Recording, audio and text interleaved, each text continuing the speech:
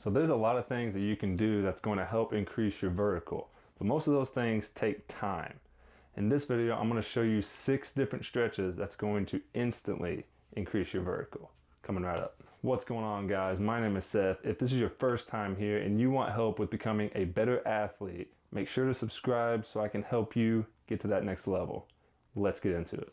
All right, so we want to make sure that all the main muscle groups that we use when jumping are loose and nice and stretched. So I'm going to show you my favorite stretches for the quads, the hip flexors, the glutes, the calves, Achilles, and core. So the thing that I like to do before I start stretching is use a foam roller. So the foam roller is really good about getting pretty deep into the muscle tissue. I always make sure to get all the muscle groups, and whenever you're foam rolling, you want to make sure to just go nice and slow, and also spend more time on the tight areas.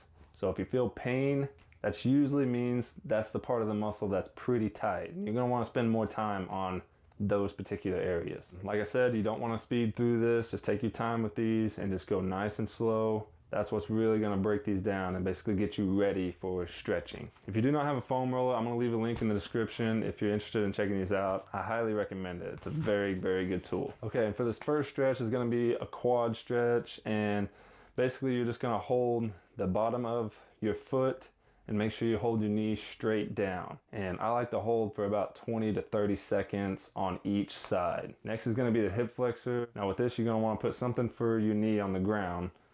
And then you're going to keep the torso high and basically lean in forward so that the knee is further back than your hip. This is really going to be a good stretch on that hip flexor. Just once again, take your time and hold for about 20 to 30 seconds. And once you get that done, you're going to go into a glute stretch. This one, you're just going to be laying forward. You're going to bring your knee up and kind of put your foot crossing over your other thigh. This is going to seem a little bit awkward at first, but just make sure and kind of maneuver your body around a little bit to just find that stretch. You kind of have to go about how you feel with these. And you also want to make sure and not force the stretch. You want to get a good stretch, but you don't want to force it so much that it's going to cause sharp shooting pain. Next one is going to be a calf stretch, and I like to just have my hands on the wall with this one and bring one foot back as far as you can, and just make sure you have the heel on the ground, and then you're just going to lean forward with the leg straight. Hold that for 20 to 30 seconds, and then you're just going to change it up just a little bit